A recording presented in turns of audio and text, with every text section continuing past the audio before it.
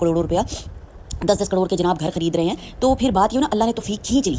और फिर आप अब लोगों को क्या कर रहे हैं, कुछ लोग उनकी फेवर कर रहे हैं, जो उनको 7 साल की कैद, उनको तो उम्र कैद होनी चाहिए थी। बच्चों को देखें ना, जुए पे जो बंदा लगा रहा हो, जो बंदा जुए को प्रमोट कर रहा हो, जब हमारे कुरान में जुए को हराम करार दिया गया है, अब जो लोग कह रहे हैं कि जी थोड़ा सा लीनियंट होना चाहिए था, तो जब वो ये काम कर रहा था तो उस बंदे को पता होना चाहिए था ना, थोड़ी सी स्टडी करता ना, जनाब मैं ये काम कर रहा हूँ तो इस काम का क्या इंपैक्ट हो सकते हैं मेरी लाइफ के ऊपर, लोगों की ज़िंदगी के ऊपर। एक पैसा कमाने तो मकसद नहीं था ना। अब जब गिरफ्त में वो बंदा आया है, तो जो कोई उसके फेवर वाले बंदे हैं, वो अब उनको दुख हो रहा है कि ये जी इसके साथ तो जुल्म हो गया, इसको इतनी तौफीक, इसको इतनी बड़ी सज़ा नहीं देनी चाहिए थी। इवन कि मेरे अपने बच्चे भी कहते हैं मम्मा, तो फिर मैंने उनको समझाया, मैंने कहा बेटा बात इस तरह है ना कि जब रूल्स नहीं होते ना, जब, तो फिर सारा सिस्टम ख़राब हो जाता है, ठीक है ना। सज़ा उसको मिलनी चाहिए ज़रूर, कि जब वो एक गलत पता है कि जुआ प्रमोट कर रहा है, फिर वो साहब कह रहे हैं कि जी हमें तो पता ही नहीं था कि ये जुआ है, ये तो आप देखते हैं ना, आप ये देख रहे हो कि बस मेरे पास सिर्फ पैसा आ रहा है और बस कुछ भी नहीं। तो व्यूअर्स, इसीलिए जो है ना, ज़िंदगी रब ताला ने हमें कुरान और सुन्नत के मुताबिक हमें ज़िंदगी गुजारनी है, कुरान और हदीस के मुताबिक ज़िंदगी गुजारनी है, हमें ट्रैक पे रहना है। हमारी जो आफ़ियत है, बताने का मकसद ये है कि आफ़ियत जो है हमारी फैमिली की, हमारी बच्चों की ट्रैक पर रहने के हैं, अल्लाह और रसूल का बताया हुआ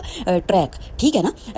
पैगम्बर, सहाबा, हमारे नबी सल्लल्लाहु अलैहि वसल्लम भी तो देखो ना, तिजारत करते थे और उसमें कितनी बरकत होती थी।